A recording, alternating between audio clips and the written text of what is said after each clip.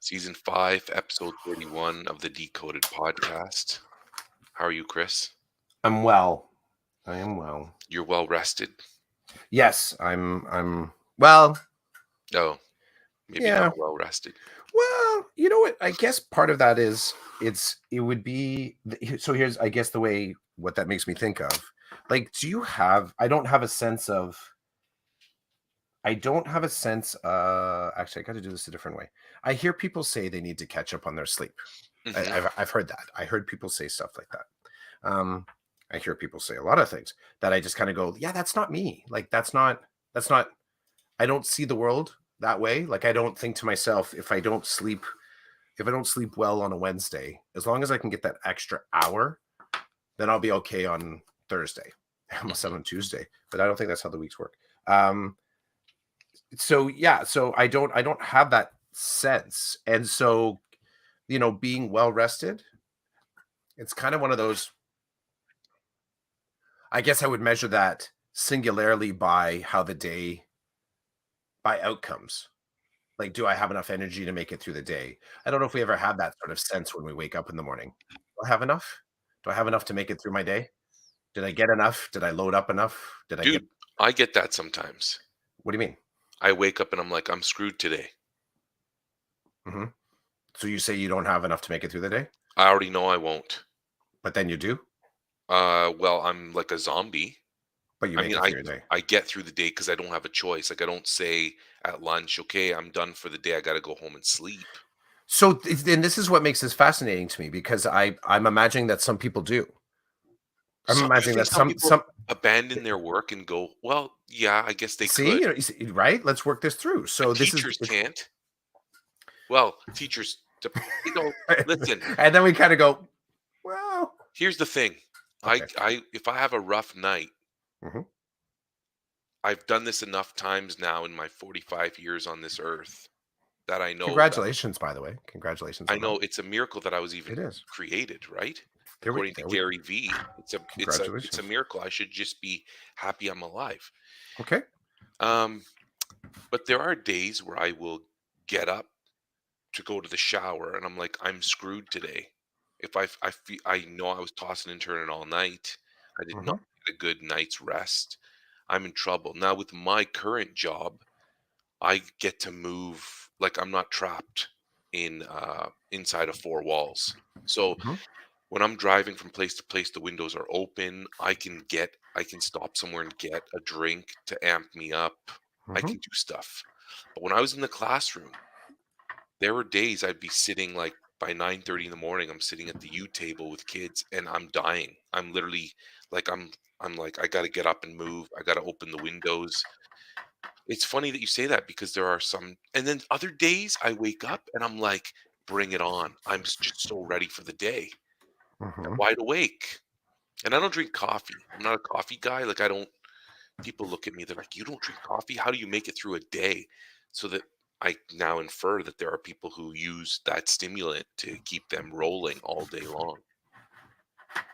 Anyway, that's my take on it. So I do actually experience that. I there are days where I'm like, I'm in big trouble today.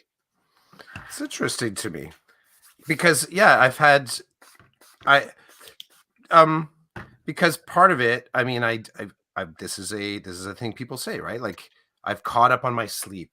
Shwoo! So, somehow suggesting that catching up on sleep is the secret sauce. Now I actually have enough in the tank because it's just it's kind of mind blowing to me. Like I don't, it's not my life. The way I manage my energy in my day is not like car maintenance for me. I don't have a formulaic cause and effect relationship with how I navigate my day. And so I'm always fascinated when someone makes that declaration. W- This could not this I mean, making the declaration about the how the day will unfold can be, it can be like one version of that could be like I'm okay, I'll use the sort of the prompt as I knew today was going to be a bad day when. Oh, okay. So That's I'm not gonna I know it's a different version, I just wanna use that as a starter, just okay, as because the 'cause I'm starter not for this. saying bad day, I'm saying I'm gonna be asleep by 10 AM if I'm not stimulated. I'm not Okay, saying so how good about day, this? bad day. I'm saying I wake up and I know I'm gonna be exhausted because Yep, I did not get enough sleep and I'm behind on my sleep. I'm not saying and bad day, good day. one version is just the awareness acknowledging, okay, I think it's the same thing. Do you I really don't know because I've do had good days where I've been exhausted. so part of it is just accepting the fact that exhaustion is just one possible state of being. Agreed? Like, that's kinda what you're identifying. The being exhausted doesn't necessarily mean that your day is gonna be bad. For You're me, just it doesn't. yeah, you're just noting that it's gonna be part of your identity for the day. Um, So the ones that I'm more fascinated by, though, are the ones that people declare an outcome, not a okay. current observing themselves. They're declaring an outcome. Today is going to be bad because this thing's going to happen because I'm going to feel this because and it's a little bit about the I've called it catastrophic thinking, like it's that catastrophic thinking, and I know I get it. There's a lot of things that can kind of put us in that learned history about ourselves, our understanding of the environments that we move through. Like, I get that there are things that those statements make it more, I guess, plausible, but I kind of focus on the possible, right? Like, you maybe you believe something could happen because you remember in the past you've had a bad sleep and this happens. But So yes. But dude, this is I you can't I don't think I don't know if this ever happened to you, but when I mhm, had newborns and yep, I was up, I don't know how many hours in the night doing my part, then the next day I got to go to school and deal with 25, 6 year olds for the day. And I'm not fully, now that I look back, I'm not fully functional because I'm exhausted. So my yep, brain's like wanting to sleep. Bad things do happen because you're not, things slip because you're not all there. So I'm not saying I went to work saying, "Oh, this is going to be this is going to be a really bad day." I have gone to work saying, "Oh man, I got to do everything I can to stay awake during this day and I can't wait to get home so I can just lay there and not be responsible for a group of kids and like whatever." But mhm, I agree with you that saying at 6 in the morning this is going to be a bad day, I'm not a fan of that for sure. But I am saying things, it's proven that your performance levels drop and your awareness drops when you're exhausted. So you could have a problem driving to work because you're not all there. Like, things can happen. People's moods change because of their sleep issues. mhm, So they could end up making poor decisions on what they say to certain people and how they say it, which could mhm, cause conflict. So again, I guess the bottom line is I agree with you that for me, it's not a good idea for me to declare that the day's a write off because of my bad sleep one night. But I'm aware that my lack of sleep it can affect my productivity and my mood. Whether I believe that or not, I think it's scientifically proven. I'm going back to my first year psychology learning, and sleep can affect your performance and your mood. So I don't know how you do it. Like, I don't know how you can go to bed at 1 in the morning, then wake up at the same time and it not catch up to you. Maybe you're an enigma, you're a different type of being. I don't know. But for what's me, the catch up, though? So that's what I think but that's it's the been proven, sleep psychologists have proven, generally speaking, you may be the exception. If no, you wait, don't, if you don't, some people can survive on 5 hours of sleep a night. right, I know I am not one of those people. And there are many people like me. They need a solid 7 to 9. And if they don't get that, then they need to catch up on their sleep. This has been proven for certain people. So for mhm, me, if I 3 nights in a row stay up till 1 and wake up at 5, you better believe that fourth night, I better be going to bed and getting 8 hours of sleep, or I'm physically in trouble. I'm mentally in trouble. I know that about me. So there are some nights where I'll stay up a little later. Then the next night or the night after, I'm in bed at like 8:45 p.m. to get up at 5:30. because my body's like, you're done. You can't, you need to sleep. Now, some people aren't like that. And we both know, I would say with like social media, you learn about people who go, who get 5 hours every night, they say. This is just the way they operate. They can do it. Unfortunately, I don't believe I've been built that way. And maybe I could have experimented when I was younger, but now in my 40s, it's like there's no experimentation. If I stay up really late one night and I have to wake up early the next day, generally speaking, I'm gonna feel that. I'm gonna be like, "Oh man, I'm tired, like I could use a nap." And I can't have a nap today because there's a full day ahead of me. I don't know how you do it. I don't know. I guess that's how you're built. That's what you do. But I'm 100% I am not going to tell myself this is going to be a shitty day because of my tossing and turning all night or going to bed really late and waking up really early. I'm not going to do that. But that's something I've learned. I've learned not to do that because I have had days ruined because I already ruined it from the get go. I was like, this is going to be a shitty day. And then every time something wrong happened, which happens every day, things go wrong, right? I Mhm. blame it on my sleep. And I'm like, I knew it. I've done that. I've moved away from that because I don't want to live like that. But I tell you, I can't deny when I've not rested well. I need to go and sleep. Um, for me, I would never attribute a day's performance to something like sleep or something like food. I would never. I would never. And part of it is, yeah, you're right. Maybe the way I'm built, maybe the way I just kind of like, yeah, the way I sort of lens myself. The problem is that, okay, so that's for me. That's just how I. So if I get a bad night's sleep, if I don't have an effective, maybe it's the way that we use the words. Maybe we shouldn't use the words bad and good. Maybe we need to start using it like a useful night's sleep or Or a a useless night's sleep. yeah, an effective night's sleep. Maybe it's because one of the things I find fascinating is that sometimes the conversation about sleep is that it seems abstract and unpracticed. The language around it is somehow like there isn't an actual discipline here to getting a good night's sleep, and that there's a roll of the dice. And because it's a roll of the dice, a couple of things, because it's a roll of the dice, we don't have the understanding about necessarily what could make the night better, like the sleep better.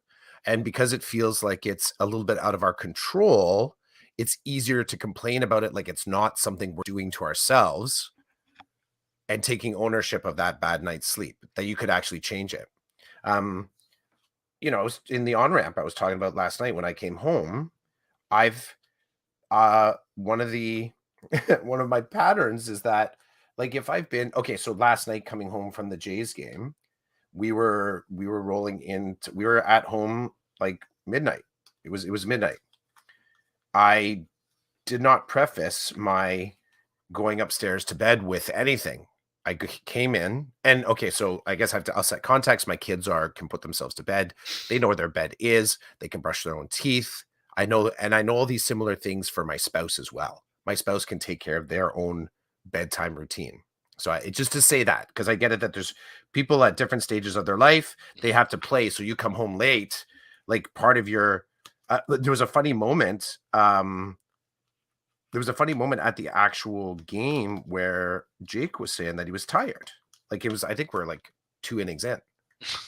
It was very, and so I'm like, dude, like you I said, okay, cool. But I said, if you need to sleep, sleep.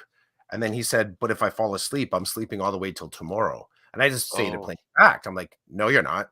You can sleep while we're sitting here, and then you got to carry yourself to the car, and then you'll get to sleep again, and then you'll have to walk yourself in the house, and then you can sleep when you get in the house. And there was one of the other, so we were there with colleagues, we were there with some, like it was like a staff sort of event. The person behind me was saying, come on, dad. Come on, dad. I think suggesting that if Jake fell asleep, that I should carry him in the house. Like I should actually carry him up to his bed. And I think therein lies that interesting kind of way. I get the dad comment, believe me, it's not lost on me. I support my kids. I play with my kids, of course. Here's your tissue. You're crying. Let's talk it out. Here's a hug. I get that element. But I also I think deeply, probably too deeply about the fact maybe this is part of a weird, vague conversation about how we perceive fatigue, that it's on other people to take care of us when we're tired. It's upon a system to sort of make way for us when we're tired. And in doing so, it's a little bit about that conversation about like, then I don't have to, then somebody else is going to take care of the actual mechanics of this. I don't have to. So I think me talking to him last night saying, "Go ahead, sleep, but you're the one that's gonna have to wake up and walk home." Like, that's just that's that's part of that process of accepting the autonomy and responsibility of self-care, that it won't always self-care doesn't always integrate well with context. You've mentioned before episodes ago about, wanting to, eat healthier. And this happens in my house too. Sometimes the side eye you get when you're making a decision not to have with what the family's having, which is again self-care, not sort of like aligning with social acceptance. It's really kind of what it comes down to. And you're like, I'm making a decision for myself here. And people are like, but what about us? And you're like, well, it's not actually about this moment isn't about you. It's actually just about me. It's what normally goes on inside my head. Like, should I have a cheeseburger or should I have a salad? Like, but it's externalized. The intent, the impact might be that you're surprised. But if that's the moment, then let it sink in for you to have you make a question about what you want. Don't make it a question about what I want, because I'm allowed to make that decision to have a salad or a burger. Side note, I made that choice yesterday after school. We had burgers. They were delicious. Accidentally, I normally get a Dave's double. They gave me a Dave's triple. Too much meat. It was too much meat. I'll just say that it was delicious, but it was too much meat. So yeah, so there's this. If we go back to where we started, the starting point here, just this idea of about getting enough sleep.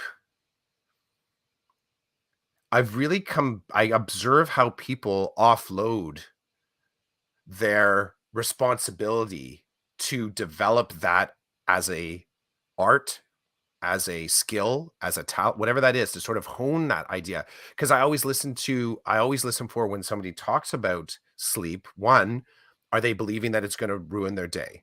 And I get it. I get it. I get what you said. That might not be the case. You make the best of the day. You do amazing things, but you're acknowledging my reality right now is I'm going to be tired. But what I do listen for is, do they do that catastrophic thinking, as in because of my state of being right now, which kids, we know whatever state of being you have right now as you're scratching your face and your head is temporary. Like the thing that you just did now to sort of check out your brow, that's a temporary moment. I get how you scratching your head or your brow that you just did, and any of the listeners, whatever, like Chidge just scratched his face. It doesn't necessarily, you scratching your face right now or between your eyebrows right now doesn't mean that your forehead's going to be continually itchy or whatever it is that made you do that. It doesn't mean that the thought that passed through your head to sort of do that, to rub your forehead, is going to consistently be there every time. And I get that it's stuff like this can be habit forming.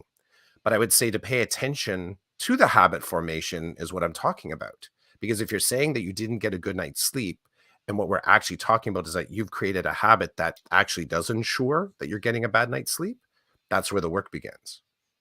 So my habit of sleeping, I think on one hand, I do have a talent for it. I think I do have a talent for sleeping. I also recognize that I have a talent for sleeping in uncomfortable spaces. I knew this when I traveled out west and I was on buses all the time, like these Greyhound buses, and I was able to contortion myself like a Cirque du Soleil kind of performer, like on these bus seats, and I was out. I also knew that in order for me to have more travel when I was sort of seeing Canada, to get more travel meant for me, I needed to have more money. So one way for me to save money was to sort of sleep on Greyhound buses overnight and do long hauls. So I did weird things like going from Winnipeg to Calgary. Not just as an example. So that would be a good I would take the overnight drive where I knew I'd be on the bus for 6 hours and I'd sleep and wake up in a place and start my day. I just saved myself 30 bucks because my Greyhound bus pass was already paid for. Hmm. So there's that. I also think that when it comes to sleeping, I'm rigorous. I'm disciplined. I'm not entirely I don't entirely get to escape social context. For example, me telling my family, no, I can't do family movie tonight because it's like 8:30 and I know that movie is 2.5 hours long. I said, I'm gonna be checking out after an hour. And I'm like, sorry, that's my routine. I like the routine of that. And I go to bed. And I've done that for years. I really have done that for years. So and on that, this was way too much. Frig, I'm looking at the timer, like talking about this for 15 minutes. So when I listen to, I think part of this is sleep just happens to be in fatigue, happens to be fascinating right now because easy, low hanging fruit, everybody's tired right now. So that's just a statement that's kind of floating out there in the EDU ether all the time. Everyone's tired. When I get to that next level of the conversation, though, is what's making people tired. I like to hear how people own the center of that. Like, what do they have both hands on the wheel when they're talking about their own fatigue? Um, and how do they identify the factors that seem to be out of their control? So that's just yeah, that's the sleep. So back to you said like I'm not caught up on sleep. I don't have a sense of that. I don't have a sense that I even have enough energy to make it through the day. Because bro, the last 2 days, I mean Thursday night into Friday morning, I slept for 5 hours. And I did a full day yesterday. So yesterday was very much a full day. Back up at 5 a.m., did everything in my routines, went to a Jays game. Last night when I was going to sleep, what I did do is I typically wake up without my alarm, but I adjusted it. The alarm goes no matter what. It still goes off at 5 a.m. It goes off at 5 a.m. Most times I wake up without it. Um, I adjusted my alarm to 6:30 a.m. My eyes opened up at so so I've created this space, an hour and a half difference for sleep between 5 and 6:30 a.m. I actually woke up at 6 a.m. My eyes open, so I got out of bed. I was into my partway into my first coffee and my alarm went off on my watch. I'm like, oh, okay. There's not a success there. I'm just pointing out like when I woke up, I said, that's what my body's waking me up. It's time to go. And then I'll go about my day today. I'll go back to my 5 a.m. after today. I'll be back up at 5 tomorrow morning. Well, I certainly appreciate your perspective, and I can't say that I live. I can't say I live the same way. Um, I guess that's just how we end this one. I guess I know if I'm up, if I do 5 hours of sleep, whether it's I would argue 5 hours of sleep. There's something forcing me to get up. I'm forced to get up, or I'm forced Mhm, to go to bed at a certain time. I'm screwed. I'm in trouble, and I know that. And it's not a self-fulfilling prophecy. It's years of living a life where you're like, "Oh shit, I'm gonna be tired all day. I'm mhm, gonna be mhm, tired. I can't deny that." Um, and then, like you said, there are other days I get a solid nine, and I'm bouncing all day. I'm full of. I don't. Sleep is not an issue for me. Other things might become an issue, but sleep is not. Um, I know it. I know it. There are like it's just weird. Just like how you operate, I know it. Again, the bad day, good day thing is just I'm not present. And this whole EDU tired thing, I get that. For me, that has nothing to do with my sleep. That has to just do with the stress of like when I was supply teaching.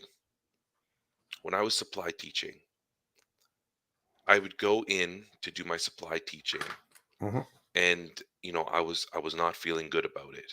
And that didn't have anything to do with my sleep. That just had to do with the stress for me of not knowing where I was going to be, what I was going to be doing, and not knowing the group that I was going to have because every class is different, right? And some classrooms need your immediate attention often throughout the day, so there's not they don't leave you a lot of time to improvise the way you'd like. And some are they just stare at you waiting for instructions, and if you need 5 minutes to read something or to find something on the internet, they don't mind. So, like, those moments for me were, like, EDU tired, but, like, in my day-to-day work, the way I've been functioning this year, I've been getting mostly like, my sleep has not been really an issue because I get to make my own schedule. I don't I don't typically stay up too late. It's really cool when your circumstances change, how you can adapt your life, I guess. Um, anyway, it's interesting. It's interesting how people are. Um, and yesterday was a gong show for me at work. I had a great night's rest, and then the day starts, and it was one curveball after another. But that's just the way it goes. Some days it's like that in the classroom, some days it's not. Yesterday was a gong show though. I was telling my wife I had to drop something off at her school. Can you believe this? I parked the car, she comes out, she gets what she needs, she goes back in. And it's like a timer started. Chick chick. Somebody hit the stopwatch. Chick chick. And in a matter of 10 minutes, my whole day shifted. And all it took was 10 minutes. And before those 10, and then I wonder, it was just weird. Before I stopped the car to acknowledge my wife, it's just weird, man. 10 minutes and like the whole day was shifted. And I was very aware. It was really interesting. It was like I was on the outside looking in or down at me, watching how things were unfolding in a matter of minutes. And then when I was talking to my wife last night, I said to her, she said, "Oh, what ended up happening after you saw me?" I said, "Well, did you come out for yard duty and see the car still there?" She's like, "No, I wasn't paying attention." I was like, "I was still there. I was basically, you ran back in to go outside for duty, and in those 15 minutes of recess, my whole schedule shifted." And she's like, "What do you mean? Like, tell me." Because again, she's in the classroom all day. So she's like, "What do you mean?" And I'm like, "I had all these plans for the day, but this email, this referral, finding out that this student was away from school this day when I was supposed to see this student shifted everything." She's like, "Was it good or bad?" I said, "Well, it was neither at the time. At the time, it was just what it was. Like, I was kind of like, oh, I wanted to see that student, so I'm kind of sad, bummed out. I'm not going to get to see him today. But I mean, that doesn't make or break the day." But then I was like, I had a couple of heavy lifting things that I didn't expect to be doing, but here we are doing them. And then I said, at the end of the day, if I were to look back and evaluate the day, it was fine. It was just this major shift for me. And I was riding the wave. It was interesting. I was not, I don't know if you ever get this, but there are sometimes when you have to shift and you push back on the shift because for some reason, you really don't want to be doing what all of a sudden is in front of you to do. And I was not pushing back on the shift. I was like, Mm. oh, this is happening now. And I found myself in a really cool, fluent place because as I was shifting, I was communicating with a guidance counselor about a situation. And the guidance counselor position was, I don't care what happens. We need help. And I'm responding saying, well, this isn't a Roland thing. This is a social worker thing. So I'm going to refer it to my social worker. And the guidance counselor was like, well, then that means it's not going to get done today because your social worker's backed up and yada yada. Like, we need action now. And I was like, it was funny because again, no pushback. I was like, I understand your position. I understand what you want from me, but that this is like I have my my days are planned. There's a little bit of flex space, but there's not a flex space to take on a whole new case in a matter of minutes. Well, I guess there is if you want it to be, but if I were to operate that way, I would never get anything done because I would always be jumping from one thing to another. So anyway, I go through this with the guidance counselor, And then in my creative way, I find a loophole to be able to do something that I typically I'm not supposed to do. So again, I'm on this wave and I was literally it was kind of freeing, mentally freeing to just ride the wave. But I could do that because my day shifted. I had cancellations and I had no shows that I were right in front of me hours before I was supposed to be where I was supposed to be. So it was kind of like a blessing, like, okay, your day just opened up in a weird kind of way. The next 2 hours are wide open. What are you going to do with them? So I rode the wave and I got creative. And I think I was able to get creative because of the fluency I have with my role. And it was pretty cool how things started to unfold. Um, and it's funny because I wish I could talk more about it, but I can't. Because I don't want to reveal names and places and times. But it was uh, it was cool to see to look down on me and see like the growth and development that's happened over this year in this role and my connections and relationships with people because I was able to lean back on people and say, "Hey, I don't appreciate what you're doing to me right now. What is on your plate that you feel you need to talk to me in a way that is coming off as kind of disrespectful?" And again, I wasn't bothered. I was on the wave and I was saying, "Hey, why are you talking to me like this? This isn't normally how you talk to me." And then you get the, oh, you start to hear the reasons why someone's a little agitated or whatever. And it's like, okay, that's cool. That's cool. But don't forget, like, we've been working together all year. You kind of know how things go, and I just have all this flexibility in front of me at the moment. So this is what I'm not supposed to do, but this is how I think I can work around that so that I'm honoring process and policy, but still trying to serve, uh, I guess, your needs and possibly the student's needs because we don't even know what the Mhm. student wants yet. Long story short, I end up at a kid's house, and I'm in front of a kid's house, and I'm on the phone with the kid's mom, and so I explain who I am and what I'm doing, and I'm like, "Can I speak to the kid?" And the mom's like, "Yeah, I'll get the kid." And then I hear the mom is arguing with the kid, but I'm on the phone about talking to me. The kid's like, "I'm not talking to no teacher or whatever." And then I'm like, "Are you still there?" And she's like, "Yeah, I'm here." I'm like, "I'm outside your house. So do you want me to ring the doorbell? Are you okay with that? Like, do you want just tell the kid I'm right outside. All he's got to do, put on your shorts and a sweater, come outside and talk to me." Mhm. And the kid does. So the kid comes out and I'm like, "Hey, this is who I am." I show him my name tag. I'm like, "Your guidance counselor just called me. He says he's concerned about you. What's up?" And I'm waiting for a song and dance, and the kid says to me, "I'm just being lazy. I'm just being lazy. It's the end of the school year. I just don't want to go." I'm like, "Dude, you're in grade 12. Like, you're ready to punch your ticket. So what's going on here?" And then I dive into, what are you doing after high school ends? And there's a void in the universe. So the kid Yeah. doesn't want to leave high school. He wants to Yeah. sabotage himself so he gets to stay. I'm That's a like, thing. It's a thing. it's a thing. It's a powerful thing, and, I love how your work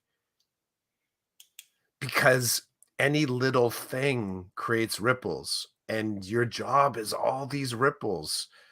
Um, I wanna come back to the ripples, but I just being able to notice that, um, is amazing, and the only thing I'll say on that, it's entirely goes into that basket of experiences that we have as teachers where I mentioned this before, being at a staff meeting and the amount of time that we spent talking about literacy.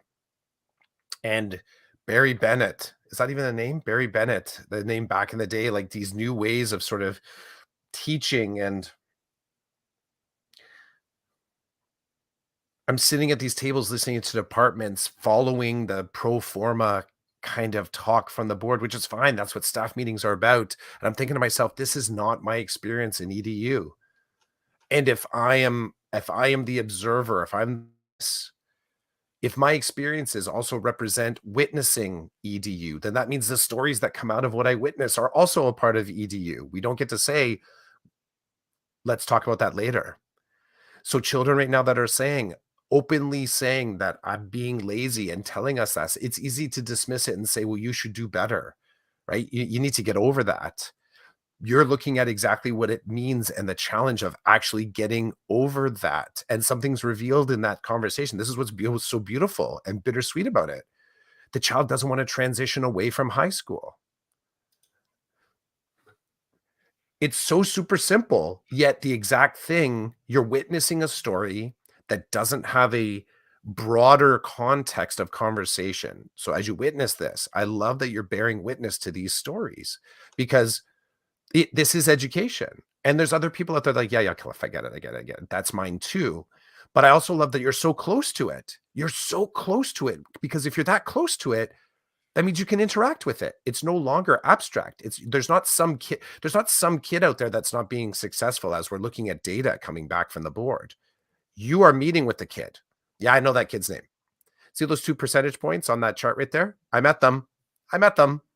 And someone goes like, "What?" Like, "Yeah, yeah, I spent time with them.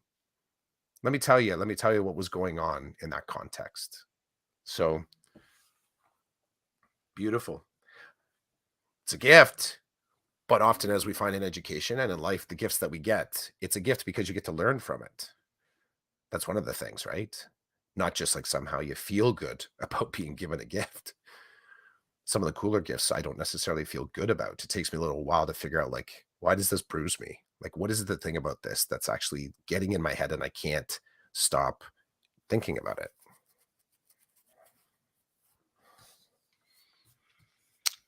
And you know, like I said, I was already kind of like open to what was just coming my way for the next little while before I had to be somewhere at a particular time.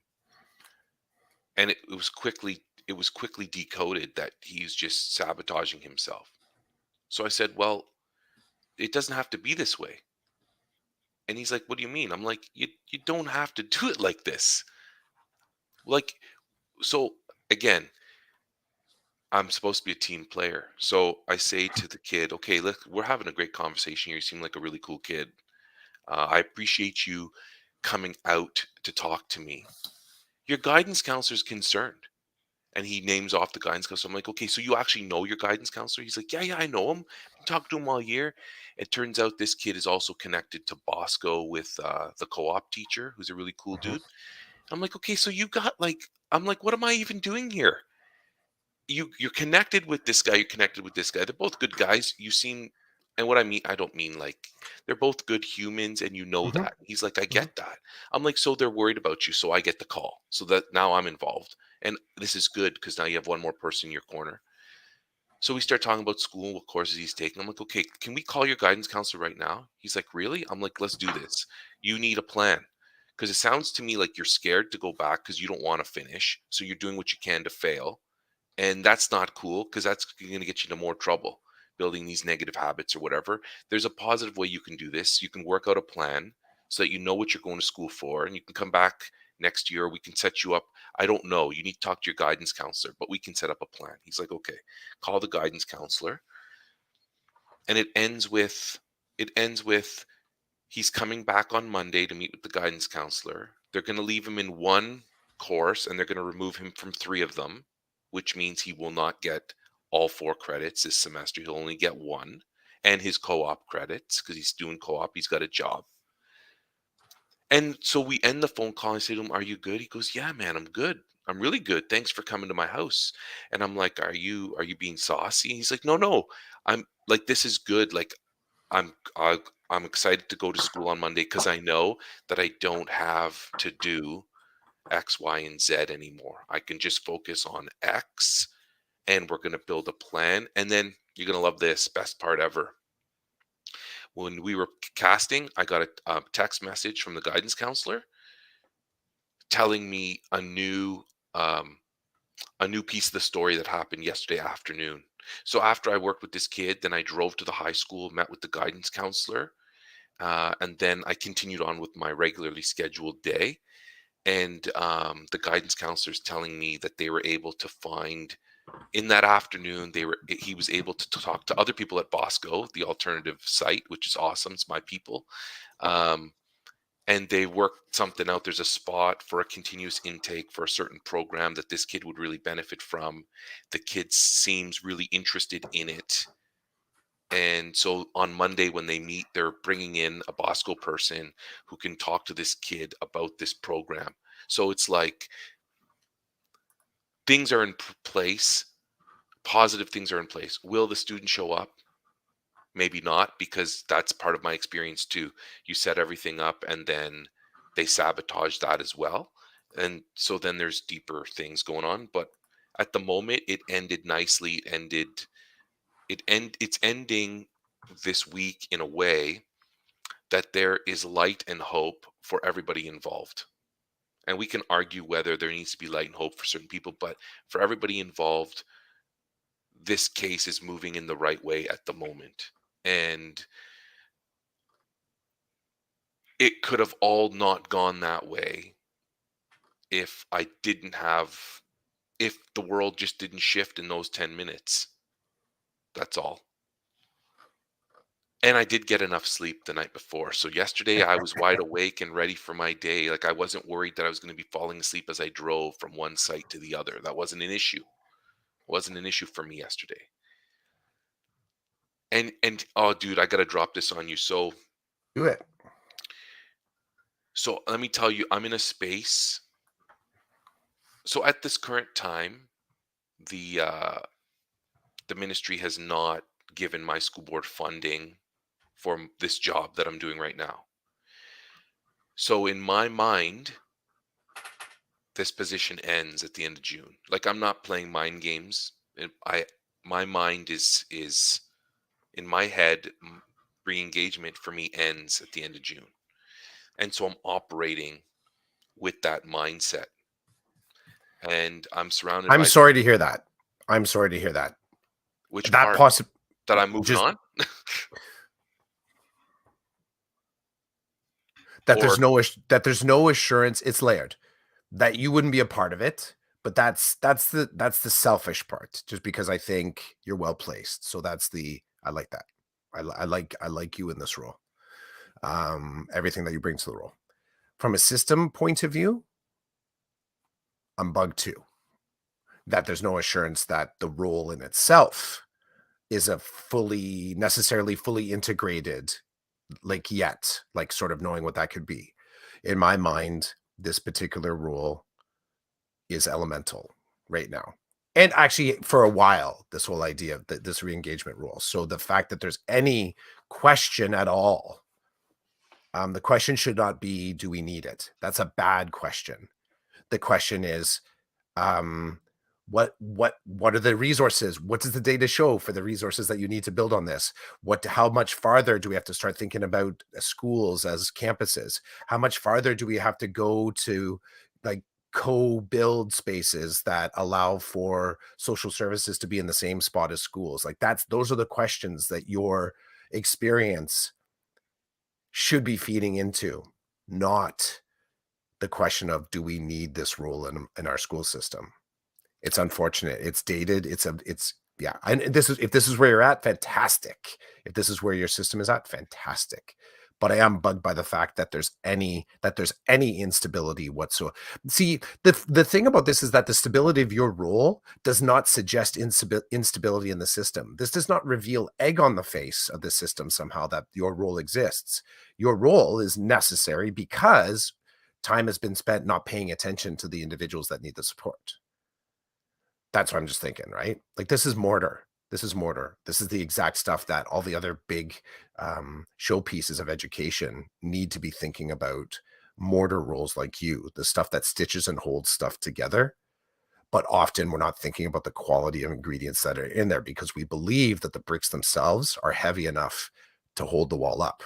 We believe that just by stacking them neatly, it's going to work. mm, We believe that if we put a groove between one brick and another, that is then that becomes like evergreen, but it's not. The mortar is essential. It's as essential as the actual structural pieces of the bricks. So there's my morning metaphor for you. But that's Right that's on. that's that's what's growing in the back of my brain. So when I was formally notified that this job this time this job is not being renewed, and if it is renewed I have to reapply, that's all good. So I need to move on. Like I would like to move on. I don't want to hang my hat on wondering, okay, is funding going to come? Is there going to be a posting? No. I made the decision to move on. So I will be looking to see what's available out there in the system, because now that I've been out and kind of loose, I like what I see. Um, so to I'm open to any other opportunities that might look interesting to me. I'm not going to hang my hat on wait for this, and then it doesn't come and things pass me by. Like, I'm not interested in that. So I've done that to myself. I've told myself, okay, it's time to move on. Which is also good, because like if you look at it from a memento mori perspective, I'm dying every day, and so I should be enjoying my life and living in the moment. I have been able to live in the moment of this job every day, and I certainly feel very blessed that that was my mindset, because Mhm. I have soaked up every day, the good days and the bad days, being fortunate enough to like park myself in front of a house, call a parent, and then get out of my car and talk to a kid in his place on his turf, and then work something out to try to help him come back to school, whatever that looks like, however it looks. The fact that, maybe he comes back, he continues his learning, he finds his path, he moves on with his life, like that. I've taken all that in. Um, so that's where I'm at. We do have comments here that I would like to acknowledge. So Mhm. Ramona said Barry Bennett. That goes back a bit, dating ourselves. Always look to Ramona to chirp. How she does it is golden. She's one of our Gold Star members. So Mhm. Mhm. thanks, Ramona. Jamie Rodrigue jumping in, spending a little bit of his time with us. Thanks, Jamie. He says, to add to your thoughts, Roland, regarding a shift in your day, for me, sometimes a single conversation, which in the moment doesn't necessarily seem significant, can shift my day. I can feel my mood shift, and then I find it difficult to shift back. Mhm. It, Jamie's a vice principal, so I could see how that could happen to him. I'm sure if we talked to your spouse, Clough, she would probably, I would imagine she would say the same thing. Yep. And then Ramona jumps back in and she says she's sorry to hear that there's no funding for my job. She thinks it's an important and necessary role, and I wish we had it in our board. I mean, dude, listen, there are people above me talking about my job. Of So course. it could very well, the board could somehow find a way to make it continue. But you and I have talked about this, on ramps, off ramps, text messages. You and I have talked. They will find a way to maintain it, but it will most likely look different. And I don't know how they shift what, like, because we're all learning, right? Because it was the first year, so we're all learning. So I don't know who in charge thinks that they need people in this role that maybe have different skill set than me or different qualifications. I don't know, but they very well could, and I think they would play with the whole thing, and which could eliminate me from contention. Again, I don't want to spend my time on that. I mean, I could talk to you about it and it's factual and these are my ideas, but the first postings come out at the end of next week, and I will be looking at the postings. I will be looking to see, are there any opportunities out there that I think I could I would be good at. Can I So, do a mini pivot? of course, yeah, pivot, mini, major, And whatever. so it's gonna riff a little bit off of what I like what Rodrigue introduced in there about the pivot point that a conversation can be, and sometimes you can't let it go. Um, so in our staff, so at my school, we've gone through some analysis of mattering and belonging with our whole school community. And we did a survey about mattering and belonging, and we've had conversations in staff meetings. The the conversations led to a survey that we put out to the staff to check out. And one of the interesting, I think it's, I'm gonna, I'll choose to say it was a call in, not a call out, just to bring our thinking a little bit more focused to what we're actually talking about. Um, and I think it got us asking better questions. So that's why I like this particular moment. So when we started down the path of talking about mattering and belonging, that I think from the board's perspective, it's you you you start with student centered analyses, which I get, and I pause there for a moment, but then I kind of flow out into just a little bit of the sort of like that you get out from the yolk and you're sort of just a little bit in the egg white and you start to realize, well, there's a structure that supports the yolk. There's got to be something that kind of supports that student centering of mattering and belonging.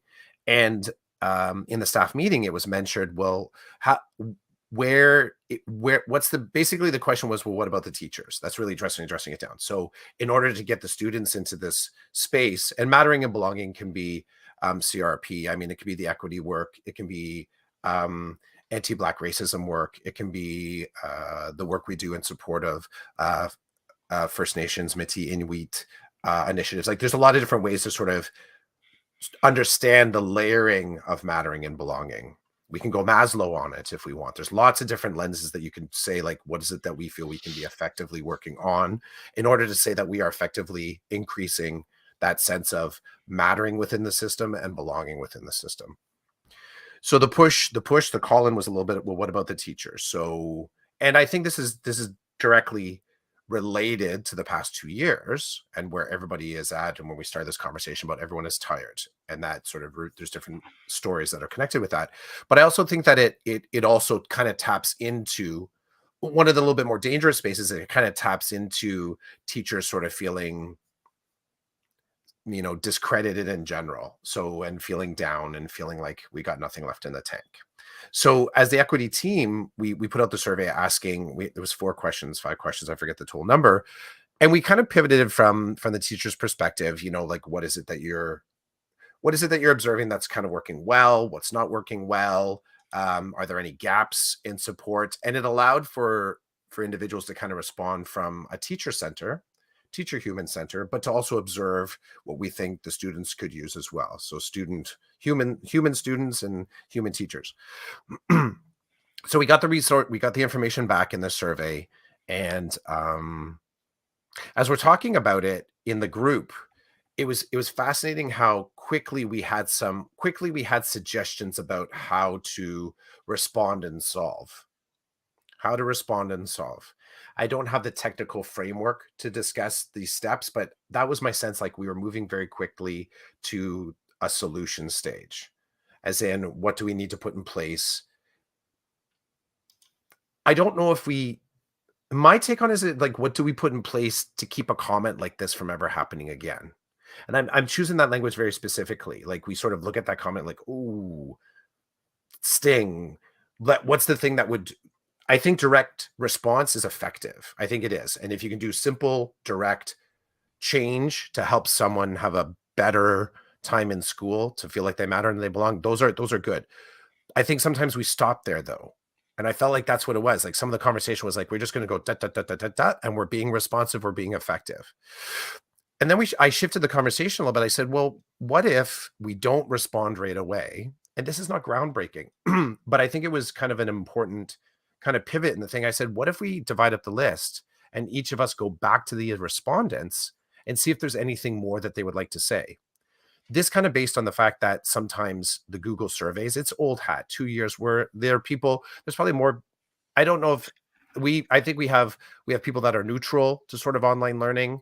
We have a few people that love it, love it, love it, love it, love it. But I think there's also a whole court that's like, really, I would rather have a conversation about it.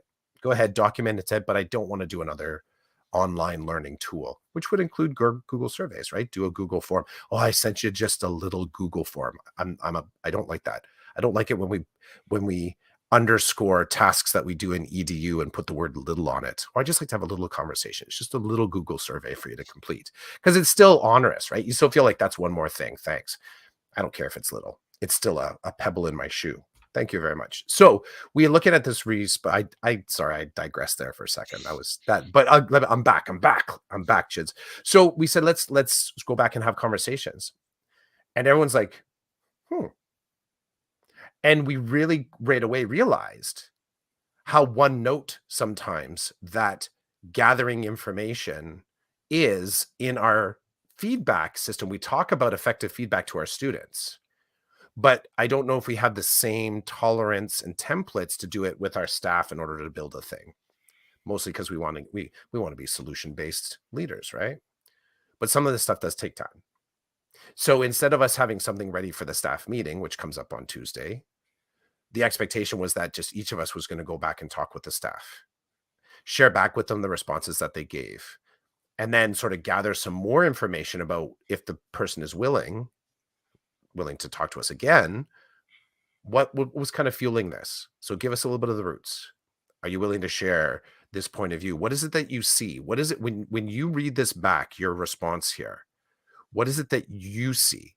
Because I think for me, it right away instigates a certain perspective, which is going to, my perspective on what you just said is going to lead me to a solution that's good for me because I'm creating the answer after the equal sign. I said, but what is it that you see? And I will tell you, dude, this has been a really phenomenal process. Really phenomenal process. One, because I'm in my second year at the school in just getting to know colleagues, like getting to know individuals, which is really cool. Two, that moment of trust and community that's being built when someone is sharing their story with you. That is not lost on me. Three, the data that is behind sometimes the single sentence in a Google survey just it reinforces the fact that it's not more conversation that we need. We just need more time within the conversations we have. So it's not so to remove the actual pebble in the shoe, sure, but maybe it's just a matter of spending a better time analyzing how that pebble freaking got in there in the first place. So you're in the exact same conversation. You're just not walking away from it so quickly. Um, and finally, the bravery for all of us involved in this to kind of say we're not going to leave this conversation until we kind of get more stuff on that till we make it a little bit messier. So some of the stuff that I've gathered, I still have to kind of one person, they said, "Do you want to record this?" I'm like, "Really?" They said, "Well, I know you're a podcaster. I've listened to some of your podcasts." I'm like, "Hey, thumbs up." So you can record it if you want. But they played to a fluency as well. They said often when I'm trying to take notes about things that are important, which I liked because that prefaced their own conversation to say what I'm about to tell you, Clough, is going to be important. I like that statement. I was like, oh, nice plug there. I like that. A little bit of positive manipulation. So another person said, yeah, maybe record it. You could do a video. I was like, oh, I just took notes. And there was another person that said, yeah, can we just talk? I don't want you taking notes specifically. You can do notes afterwards, but I would feel better if you kind of did afterwards. So whatever you remember. I was like, okay, I can do that too. So these conversations have just been fantastic. Now the conversation being fantastic, there's no solution there. It's just I felt like it was a good conversation, and each individual, when I asked, felt it was a good conversation. So I feel like that's a chapter. We can now say that chapter was effective. The information that I have now I have to bring back to the team. So we'll see what that looks like now when we bring this richness back in, how messy it makes it. And there's no assurance that this is going to end. We don't have any assurance yet that whatever we've done so far will actually result in improved mattering and belonging. But I feel that I've taken the appropriate steps to kind of connect the humanness of the conversation to it and to kind of dull the edge a little bit about online learning, for that Google survey, just to be another thing of data collection. And I will tell you, the individuals that we came back to, there was a slight surprise that we were following up. I don't know what that says. Mhm. The follow-up. There was a notable surprise. "Oh, you wanna talk about this more?" "Yeah, yeah, we do." So, that kinda makes you feel like you're on the right track with something. I don't know what it is, but on the right track with something. Not to take away anything from what you just talked about, but I Take wanna away.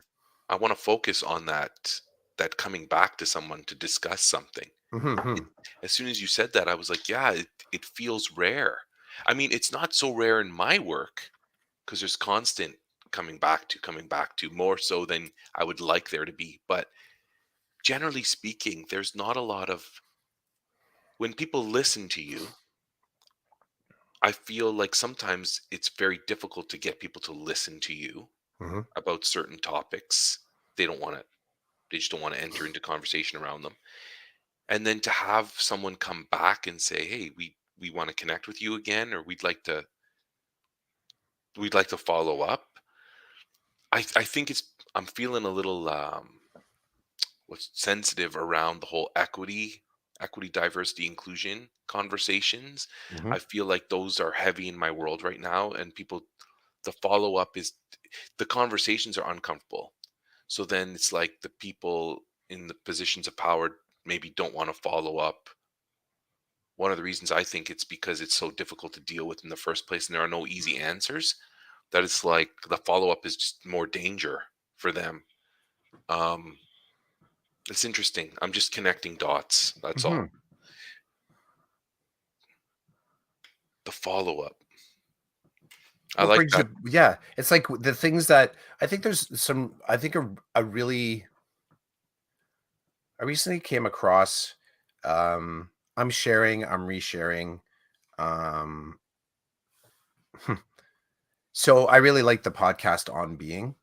I've always loved it, and I like it because it feels it part one of the things I think is because of this follow-up. Like, there's really neat connection through lines through the conversations where you feel kind of mesmerized, but there could actually be more that you could talk about, like those existential kind of things, existential spiritual things. Like it's just fascinating that how layered this is. And when you over time spend time with a practice, the practice becomes embedded, but you're still thrilled by what the practice reveals. Does that make sense? Like the fact that you get another story, you get addicted to the fact that you're really connecting and hearing better stories about a topic that you're interested in.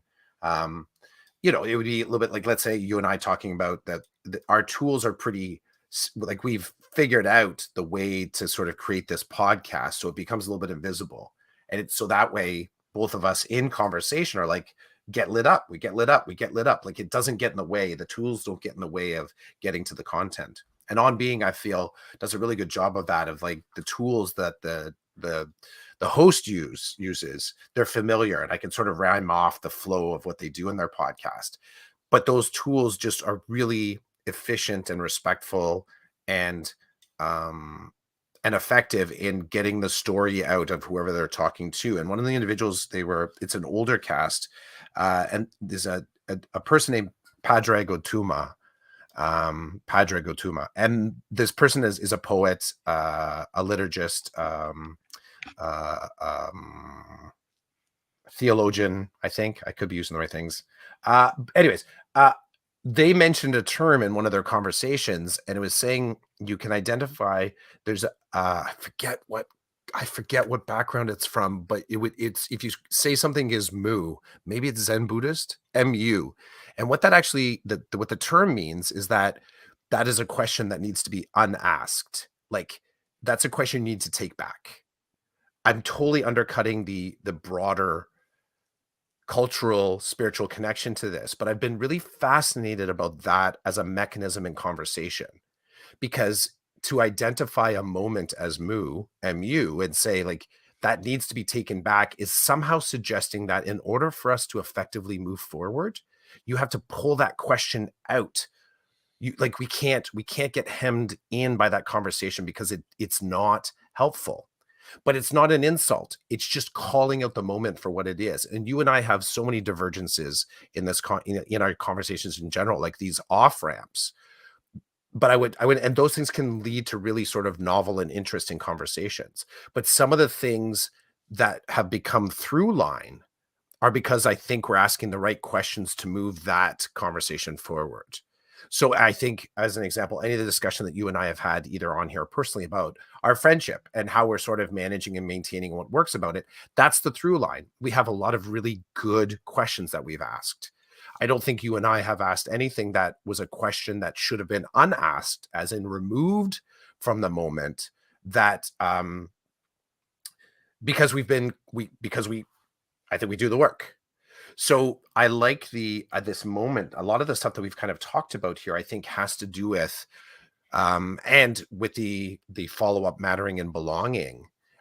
Your position in the board, sorry, the position in the board that you are fulfilling right now is really honing in on what questions do we need to stop asking here, and not only that, how does our understanding of what we're talking about change if we not only remove the question from that formula, but maybe we need to actually remove the results from that question?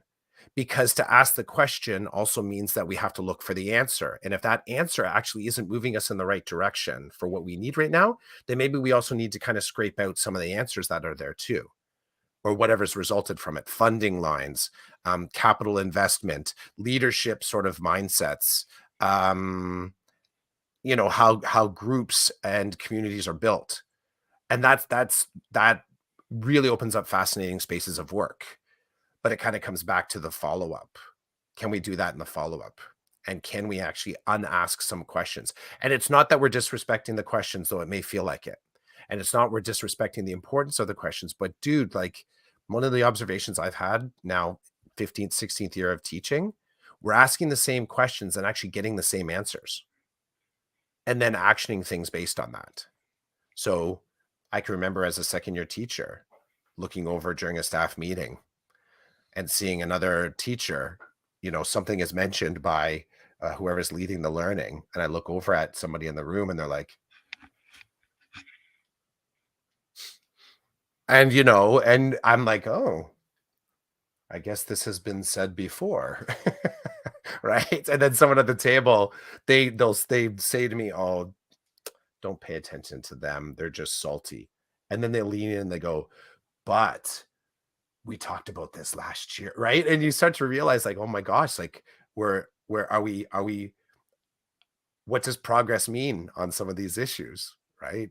How are we holding ourselves accountable to whether, I mean, take any topic, talk about the OSSLT, talk about equity, talk about First Nation Métis, Inuit supports, like take any of those. And are we still having the same conversation? If we are, I get it. And there are some topics that still we're like, I would maybe I would challenge and say, if we are still talking about it, and we are still talking about it's important because it is still important, are we still using the same questions to talk about the importance of it? And if we are, do we need to unask those questions and pull out some of the pieces so we can see the rawness of what we're actually talking about?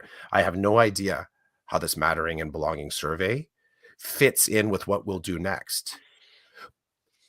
Part of the reason I don't know is because it is so different than what we thought or didn't think when we were generating ideas, that inevitably it's going to create new thinking. So I think what has happened in the feedback is we've discovered a new galaxy and the rules don't apply, right? The rules don't apply. So boldly go. Let's explore. What do you have there, Chris? They're birds. They're birds. You were talking about bird watching on Twitter, and I didn't understand what you were talking about, but we're bird watching. I like it. It partially tapped into the on ramp. I Oh, couldn't let go of it. As soon as you mentioned that, yeah. it was dad talk. There was the dad talk. Yeah, I couldn't let There's go of it. there's Right away. something there's Yeah, something right away I about. scribbled that. As soon as you drew it, Oh, okay. I scribbled that down on a piece of paper. I'm like, yeah, there's something there. I can use that. Um, I'm thinking about whether I want to bring it up or not. While I do that, we did have a comment from. Whoops. Sorry, Ramona. You're up Not next. not not that one. Wrong one. Dominique says that their board just assigned vice principals in a few schools to take on the re-engagement role with grade 8 students. Hmm. You and I talked about that, without the funding, it could just be a layer that they add to someone else's portfolio. Hmm. And all I'll say on that, you gotta start somewhere. You gotta start somewhere. I feel bad for the vice principals though, Well, because well, the scope of that. Yeah, the scope of that. I get one of the cool questions that I would ask. Here's the question that shouldn't be unasked, but it's a good question to ask. Okay, admin is going to take care of that.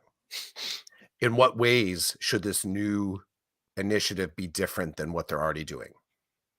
I think right, that would be fundamental because the worst thing that could be like program killer is we're already doing this. We already do this. Whenever an initiative comes into the school from the board and someone kind of does like I said, that person in my staff meeting,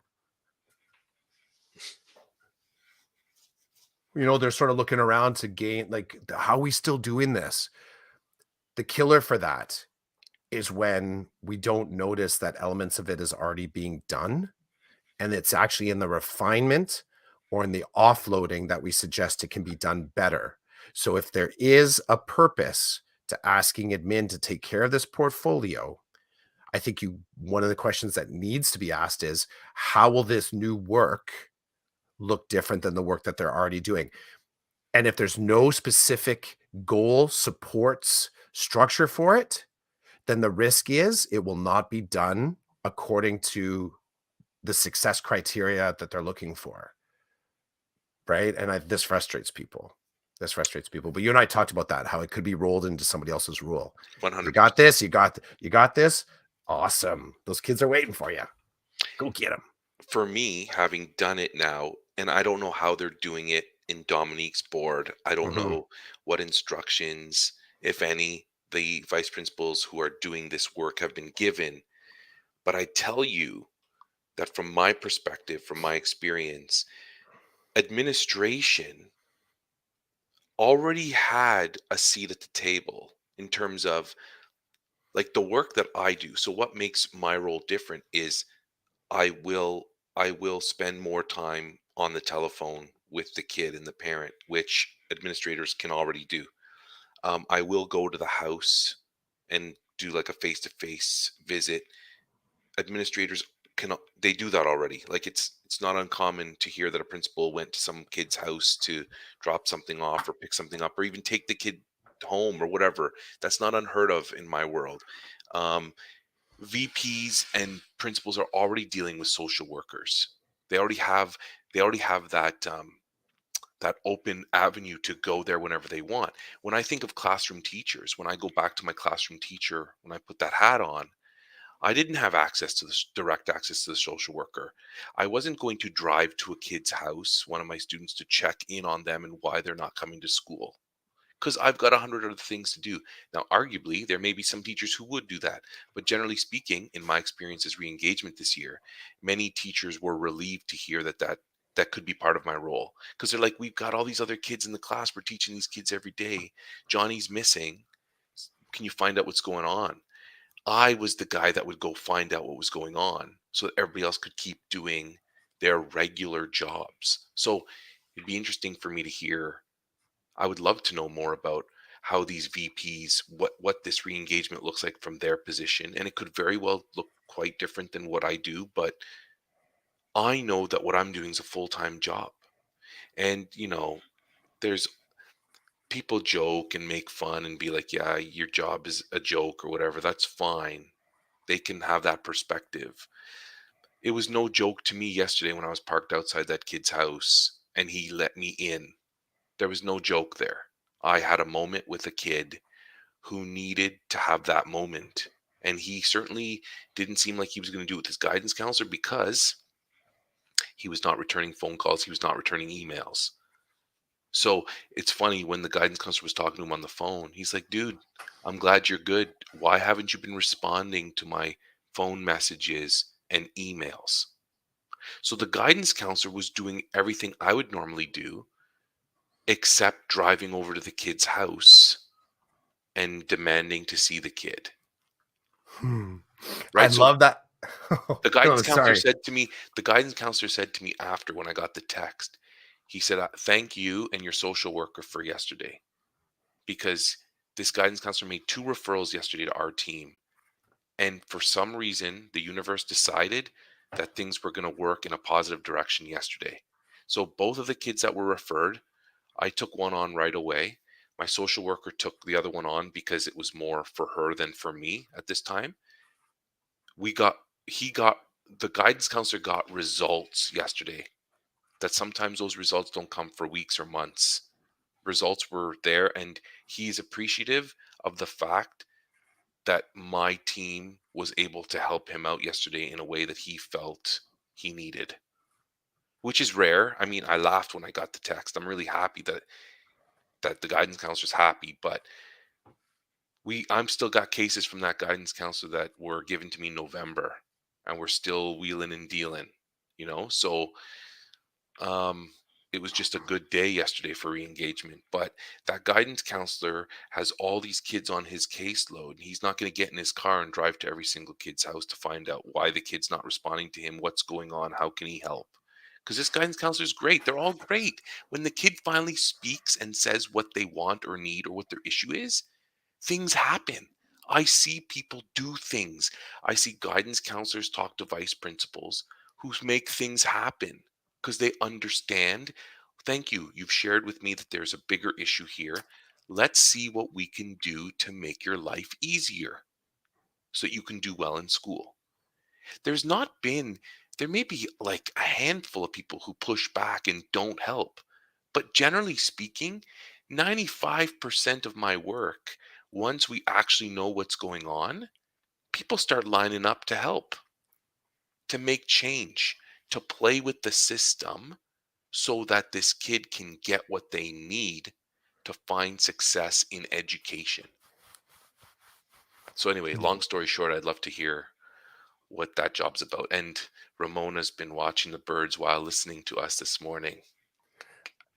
Click, Thanks, click. Ramona. I love I used to love the moments where, so I, again, staff meeting, I'm alt ed, and we're just figuring out Sal. So that alternative learning, kids can have jobs and get credits, paid co-op basically, or they could be in alternative activities. They could be in counseling. They could be doing a volunteer position. There were different things that we added in to say, this is kind of part of getting these kids connected with education. We just have to accept that we're connecting with these other social resources. That Mhm. school can't just be in school. And they weren't talking about they were talking about this program, but they weren't. They're actually talking about giving zeros. And what does growing success say about giving zeros? Drop that in any staff meeting and you get people invested, and the conversation is awesome. I love it. I love it. Everyone's different. The local rules, we have Uno tournaments in my classroom every Friday, like that last period, and we're doing data tracking, we're doing some charts, and we're doing some mathematics with it. Kids don't know it, we're doing math with it, but we're playing Uno.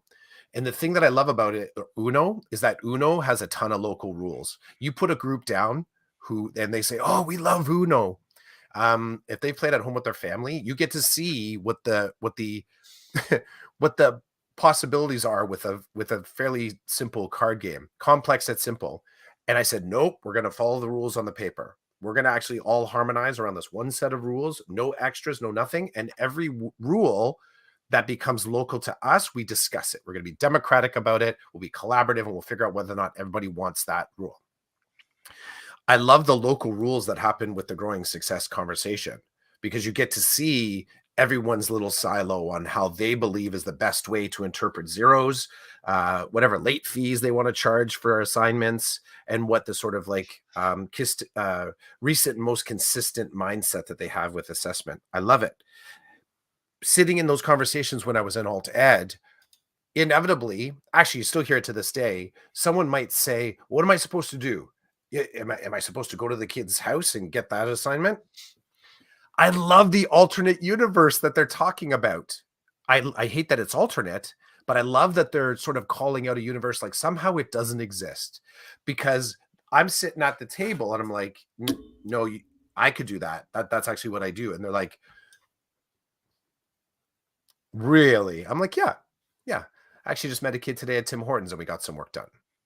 Right? So I love how this particular, like, when we sort of think to ourselves like our point of view is the only view of the universe, and then you realize there's an alien sitting at your table. They're like, no, I've been out beyond the uh, yeah, that Milky Way. Yeah, I actually came from just down the street from that.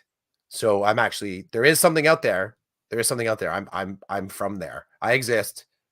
It exists, and now we're all at this table. And I love those moments of being the alien in the room, because part of it is I felt, and when we first met, I was far, I think I was more in this edge of saying, did you know that this space actually exists within this? I think when we met, I was doing the suspension and expulsion program, supporting the students there. Um, Many people didn't know where that was located. And I would almost argue that the board intentionally, remember, the fact that this program that you're in exists is not shameful to a board. These are the relative and necessary tools that your board needs in order to say we're doing EDU. It's seeing yourself, right? Looking in the mirror and saying, this is what our board is. This is what our board needs. This is where we would like to go with our board. So we need to make sure we're adding in these other layers. That's why that exists. It was the same thing back in the day. Like me being, when I got into Access, I had sort of like a clue like this place existed. I wasn't quite sure where, like, I was like, okay, it's over at that school. Where is it in the school? Like I couldn't put the flag in it in my board. And I think that's problematic. I think it's problematic when we started to say that there's these programs that support kids that are all only fringe, because then it's easy to also not locate them in your mind. And if you can't locate them in your mind, then you can't locate them amongst the system of tools to actually help a kid. It's easy to other it and just kind of put it out there. Well, this place is only activated when. What if it's always active? Just like when I'm sitting at the table and someone says, what am I supposed to do? Go to that person's house? Like somehow that's a radical, weirdo, flat earther EDU kind of mentality. No, it's like this place does exist and people are doing that work. The best case scenario in that moment, because embarrassment sometimes happens, is for them to go, really? Mhm. Really? And then for them to go, really? And it just kind of sets in that there are people that actually go to a kid's house, stand out front, phone the house and say, hey, can I talk to the kid? Don't know if I want to talk to the kid. Well, I'm on the front porch. So if they just even like, how about this? Maybe they just look out the window, they see my face, they now know there's a human that wants to talk to them. If they wave, I'm going to write that down. Got to wave. They know that I exist. I'll check back in a couple days. Let's see if we can move this just one step further. You lit me up, Chids. You lit me up. That's good. Can I mention one last thing? The funny thing about algorithms I just wrote down. One last thing, and then we really should go. Yeah, sure. We got retweeted. So you see, I put the bird watching. I did see that. Yeah. So we've been retweeted by bird watching in Asia. I So anyone following that that hashtag is going to be delighted to find out about the universe on the other side of our bird watching, because it's probably unexpected. And speaking of birds and things that fly around, Ramona says she's been the alien a time or two, and she Yeah, loves how you verbalize it. Dude, I know you know I've been an alien all year, right? I'm still, yeah, people look at me sideways like, oh, I'm loving every minute of it though. yeah. Um, I love that transition from human to alien. It's been wonderful. We said the starting point because you and I talked about this when you're in the moment of like, I come in peace, whatever it is, right? I come in peace. And we talked about that from the perspective of the WTF moment, right? Who the blank are you? Mhm. Well, because you start to move into spaces with just the presence and calmness. Presence and calmness. I'm here to help. I would like to help. Here's the tools. Who the blank are you? Like, who are you to help? Who are you, as in what help are you providing? And then there's the general, who the blank are you, is kind of like, get out of my face. You're a headache. Get out of here. Right. Who So the you're the blank net. are you? Yeah. Yeah, remember we talked about that in the beginning, and I think you were noticing that some people are like, you appear in an office, or you appear in a school, or you appear in a kid's life, or talking with a guidance counselor or an administrator, and there's that like, hmm, I huh, come in peace. I That's come, I come, yeah, the, the best thing has been the best thing has been the relationships that I've built over the years in this board, Mhm. that some of the "Who the blank are you?" and the "I come in peace" have not really been necessary Yeah. because people are like, "Oh, it's Roland. Yeah. They're I happy know." you are you. They're They're happy that this alien is actually you. You're the guy? You're the guy? Yes, you're the guy. and it's, "Hey, I know you from," or Mm. "Remember when." It's like, Yep. "Yeah, yeah." So I'm not, yes, but there have been the people that I met for the first time this year, the "Who the blank are you?" It's hilarious. It makes me laugh. The other day, I was talking to my colleague who does this job as well. There's 2 of us, and we're laughing because some of the teachers that the "Who the blank are you?" they put us in their Google Classroom as students.